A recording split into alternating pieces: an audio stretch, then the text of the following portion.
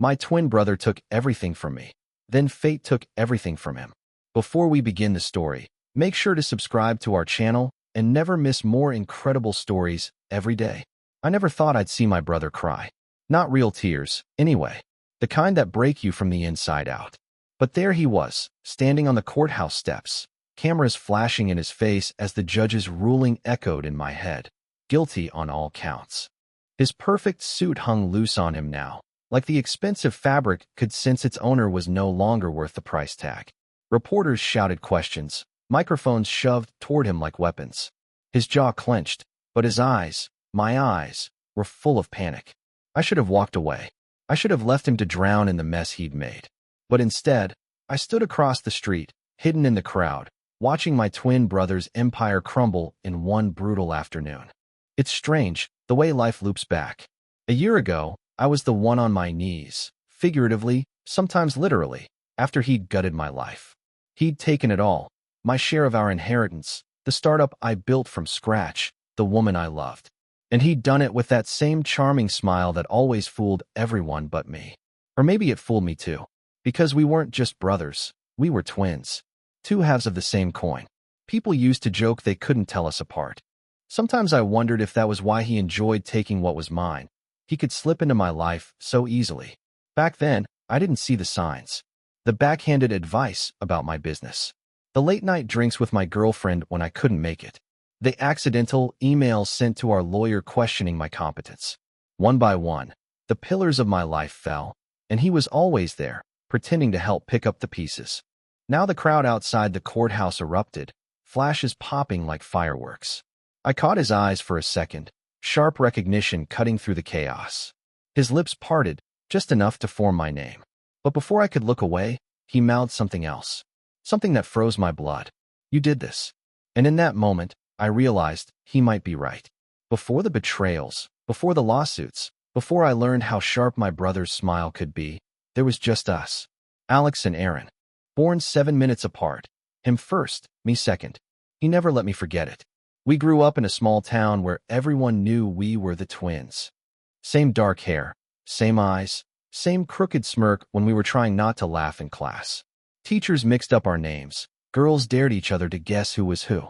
Sometimes we'd swap clothes and switch classes just for the thrill. We were inseparable. Sleepovers in our shared room turned into whispered schemes about starting a business one day, maybe moving to the city. When Mom got sick, we were a team, taking turns at her bedside, holding the family together. Back then, I thought he'd die before he'd hurt me. But looking back, I see the shadows now. He always had to win. In basketball, in grades, in how many phone numbers he could get at a party. If I beat him, he'd laugh it off, but there'd be that flicker in his eyes, a flash of something darker. When Dad passed and left us the inheritance, we promised to invest it together. I had an idea for a small tech startup, and Alex agreed to help fund it. He told me I was the brains, he was the face. And for a while, it worked. Investors loved him. Clients trusted him instantly. But he started making deals without telling me. Small decisions, he'd say, just to keep things moving. I told myself it was fine. We were partners, we were family. I ignored the knot in my stomach when he dismissed my concerns with a pat on the back. Then there was Emma, the girl I thought I'd marry.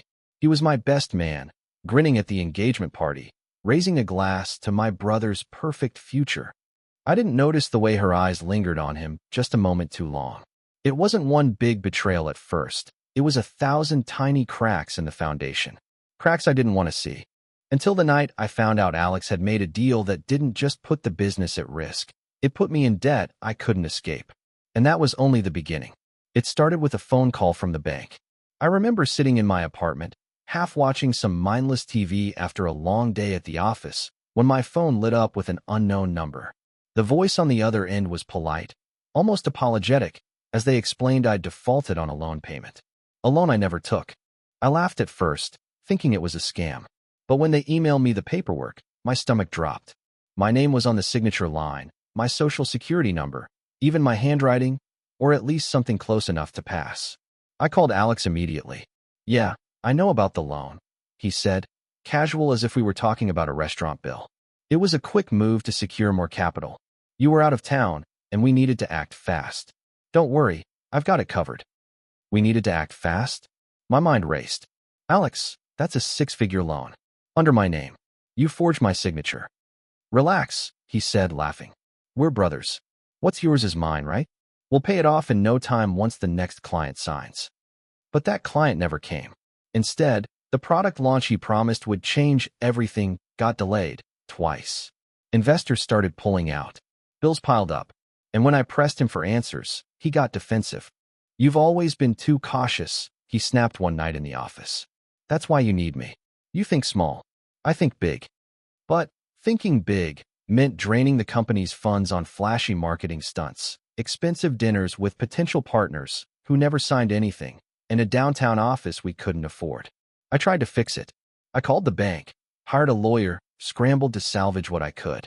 But every time I thought I was making progress, I'd find another hole in the ship, another decision Alex had made without me.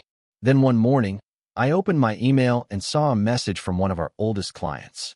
The subject line hit me like a punch. We're terminating our contract.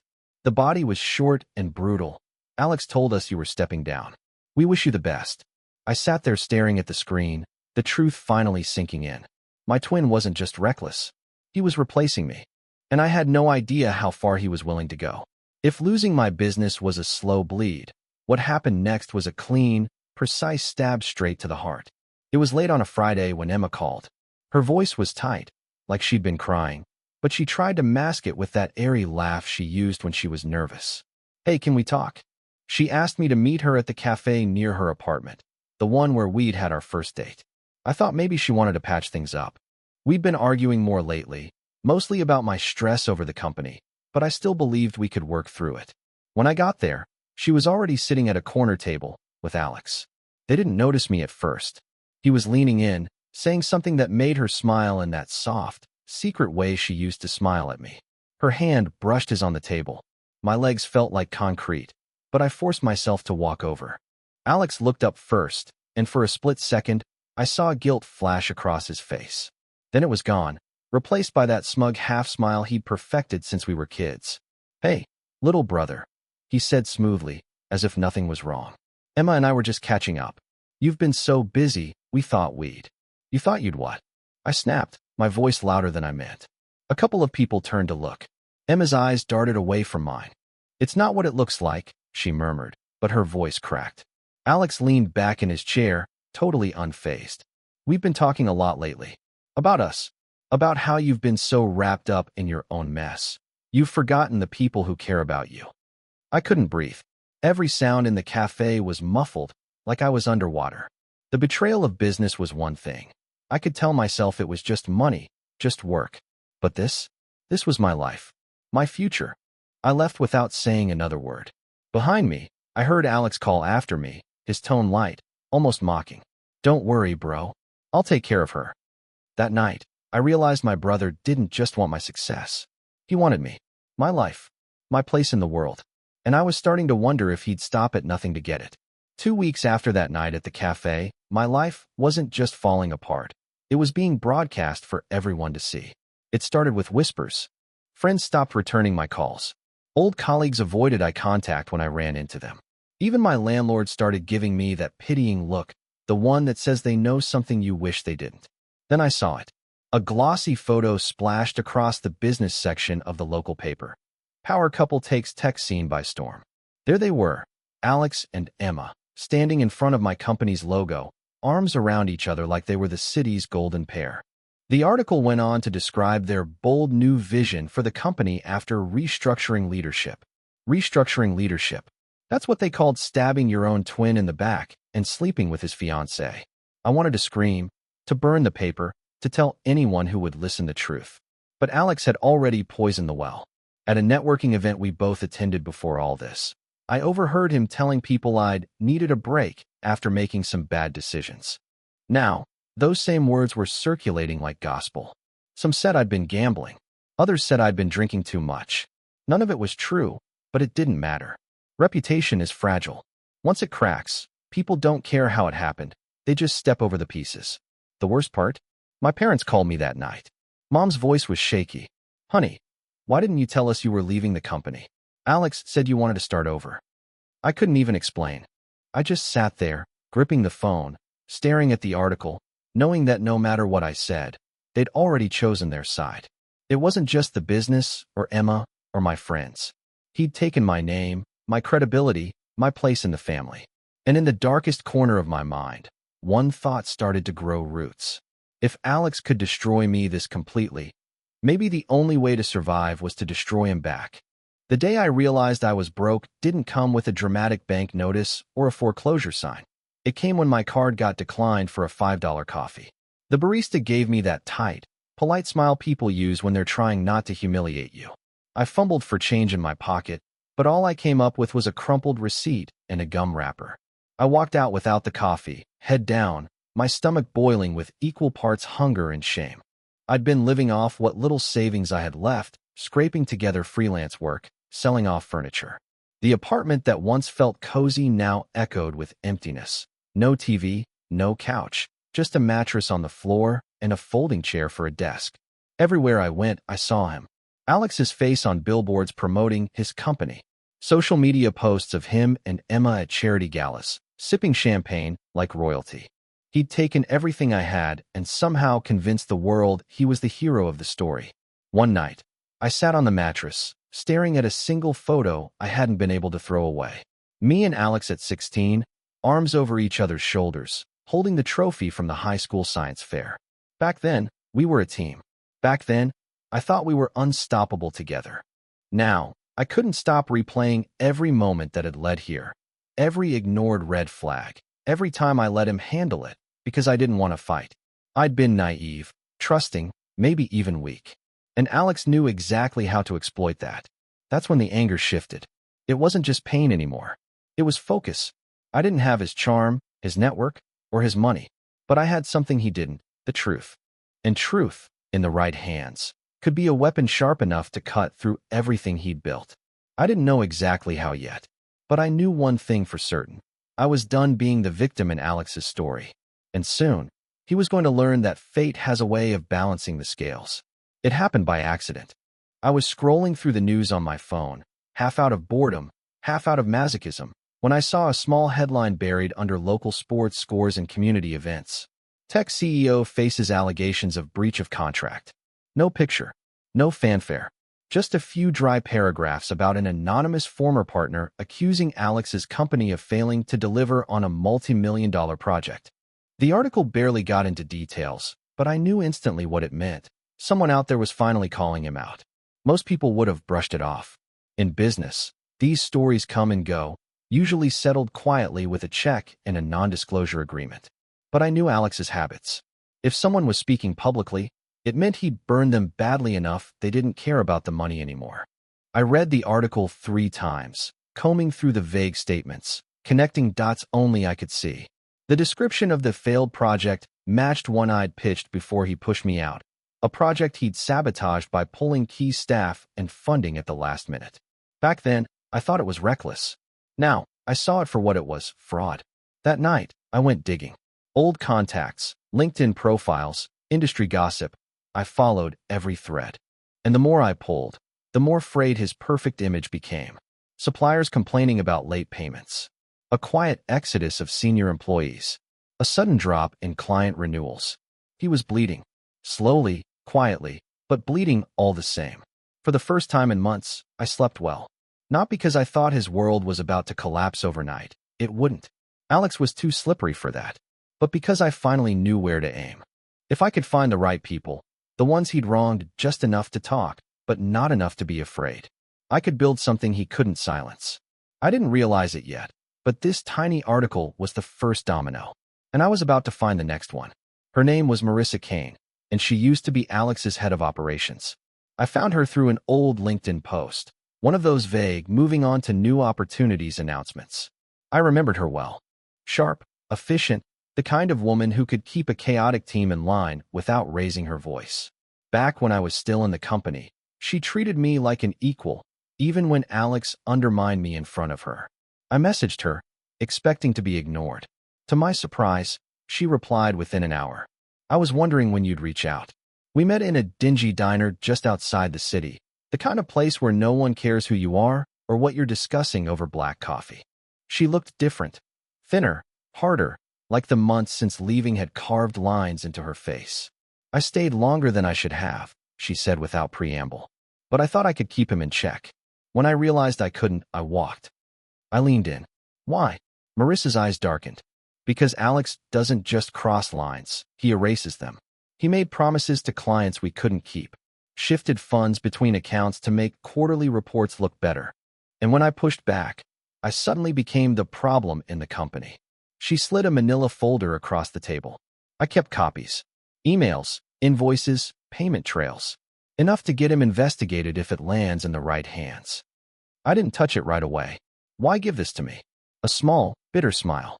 "Because he talks about you like you're nothing. Like ruining you is easy. I want him to choke on the fact that you're the one who brings him down." For a moment, I just stared at the folder. Inside was everything I'd been looking for, the weapon I could use to finally turn the tables. But Marissa wasn't done. "One more thing," she said, lowering her voice.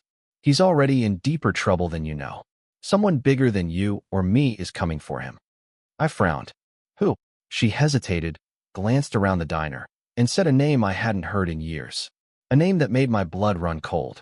When Marissa said the name, it was like the air left the room. Victor Hale.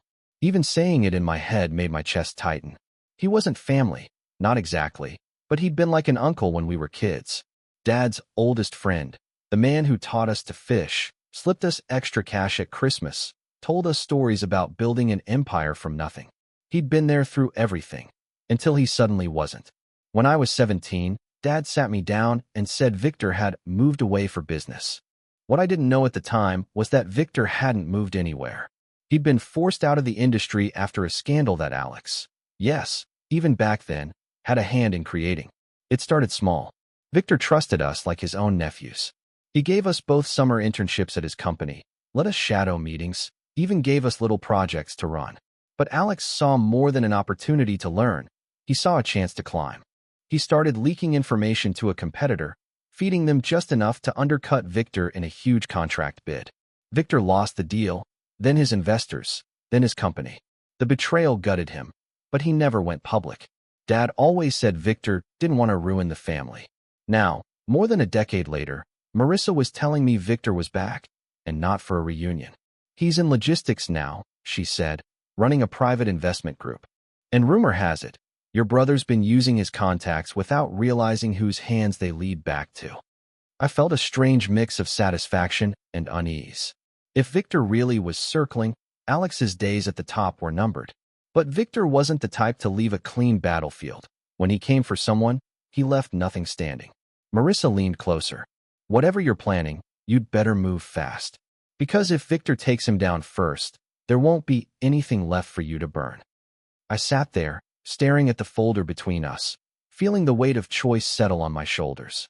Was I going to beat fate to it, or let fate do the work for me? For the next 2 weeks, I lived like a ghost. By day, I took whatever odd jobs I could to keep the lights on. By night, I tracked Victor Hale. He wasn't easy to follow. The man moved in shadows, spoke through intermediaries, and left almost no public trail. But every so often, a ripple would break the surface. A small company suddenly acquired, a mid-level executive quietly replaced, a competitor's funding mysteriously drying up. I started mapping these moves on my wall, connecting them with red string like some detective in a conspiracy thriller. And at the center of it all, the newest, brightest node was Alex's company. Through Marissa's contacts, I learned Victor's group had been buying up suppliers Alex depended on. It was subtle, surgical, one by one. The gears in Alex's operation were being removed, replaced, or simply shut down. No one in the press had noticed yet, but inside the industry, people were whispering. Part of me wanted to sit back with popcorn and let Victor finish him. But the other part, the bigger, louder part, wanted Alex to know it was me who lit the match. Letting Victor take all the credit felt like handing away my revenge. Then I saw my opening. One of Victor's acquisitions was a small software firm I'd worked with back in my early days. The owner, Gerald, still owed me a favor, and he'd just signed an NDA with Victor's team. I called him, keeping my tone casual, and hinted I knew what was happening. Gerald didn't confirm, but he didn't deny either. That night, an email landed in my inbox from an address I didn't recognize. No message, just a single attachment, a spreadsheet. When I opened it, My pulse kicked into overdrive.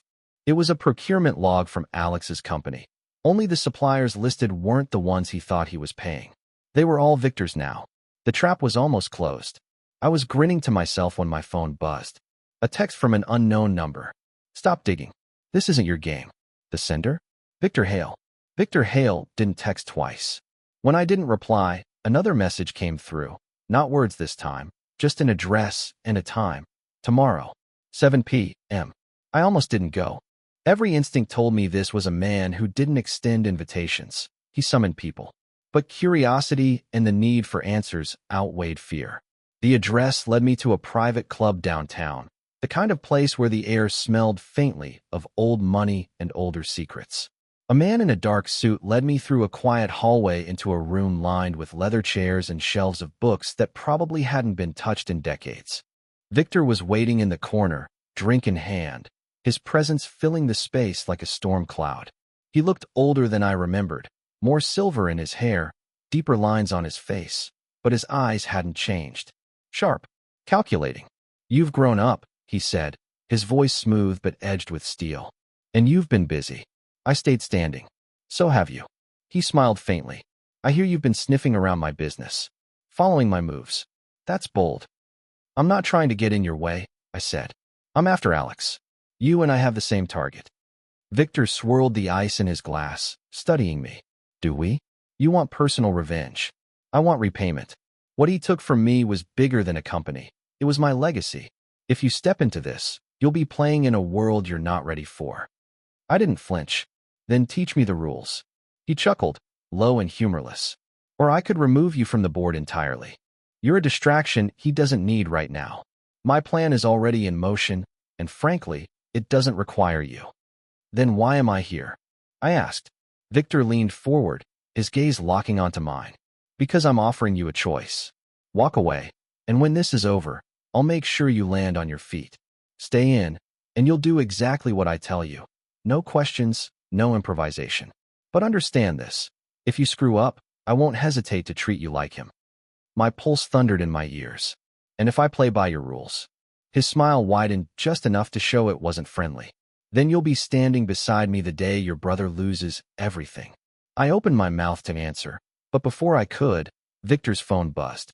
He glanced at it, and his expression shifted from cool confidence to sharp interest. "Looks like your brother just made a very public mistake," he said.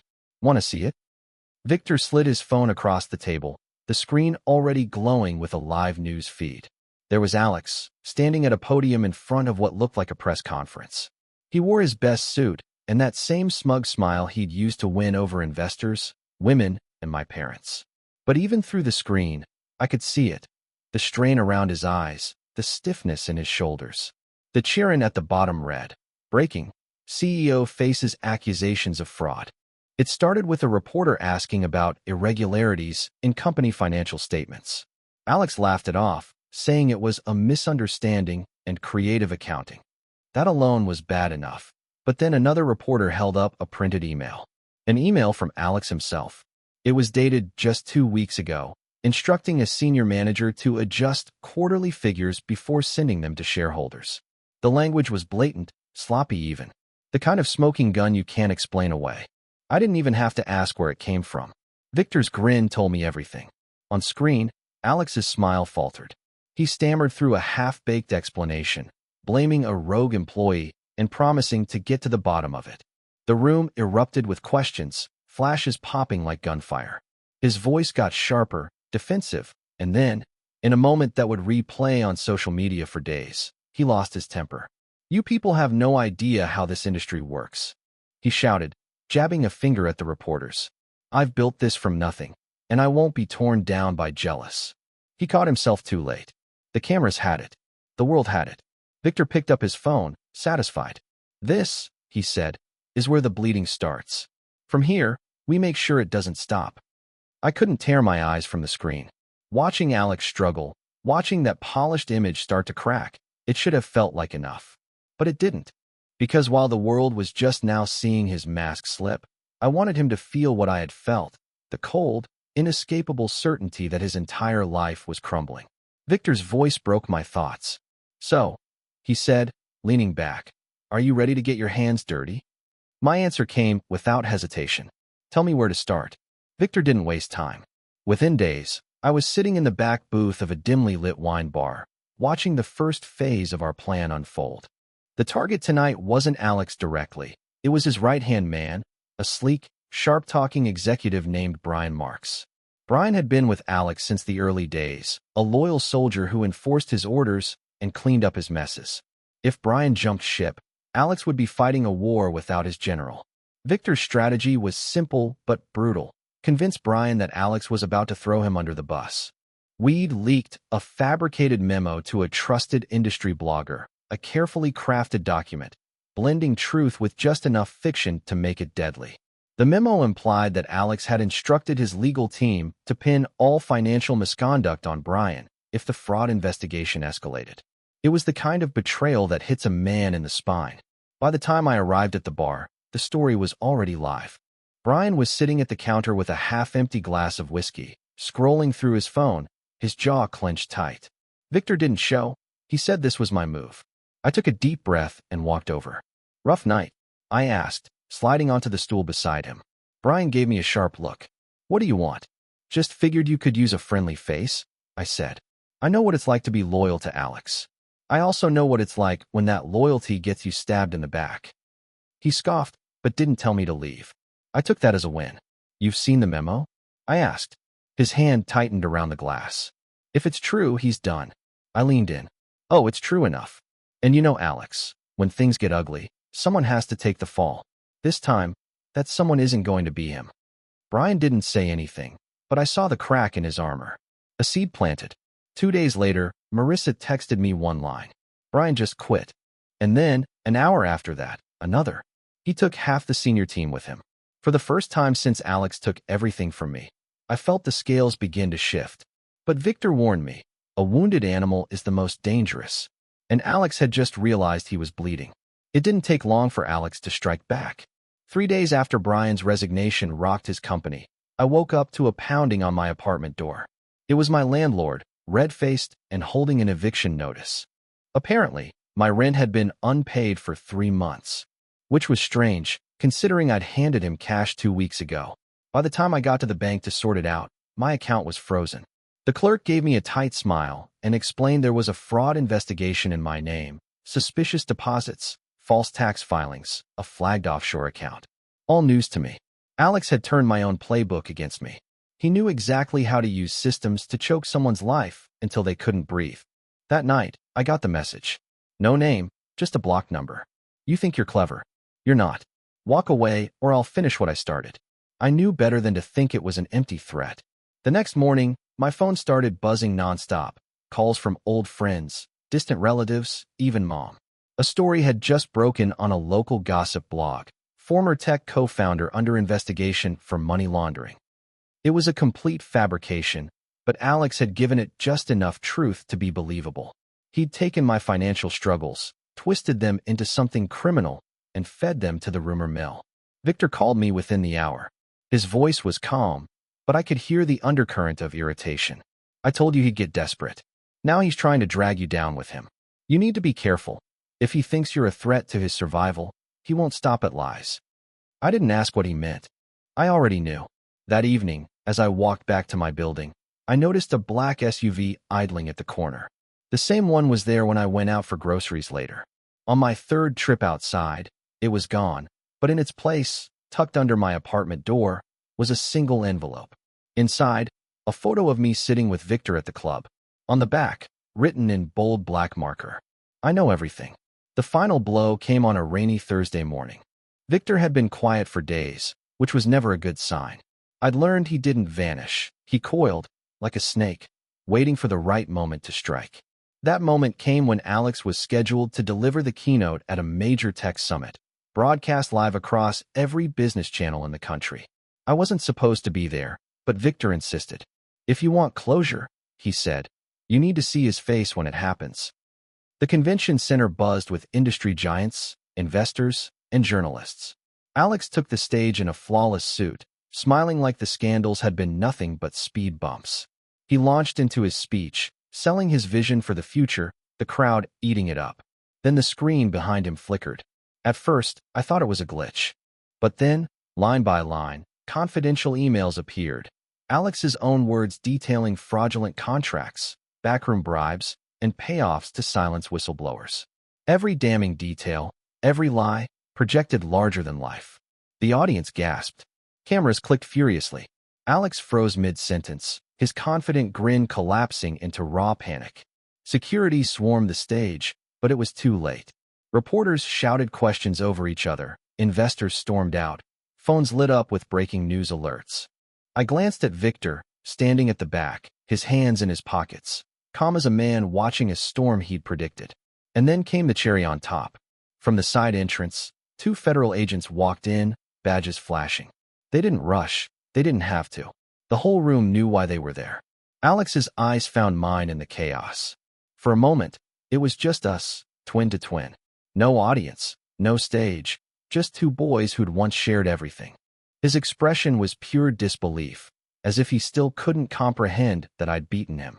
As they led him away in handcuffs, the cameras following, I felt, not joy, exactly. Not relief. Just a quiet, steady certainty. Fate had taken everything from me once. Today, it took everything from him. Victor walked past me, pausing just long enough to murmur, "Debt paid." And then he was gone. Outside, the rain had stopped, and for the first time in years, I felt like I could breathe again.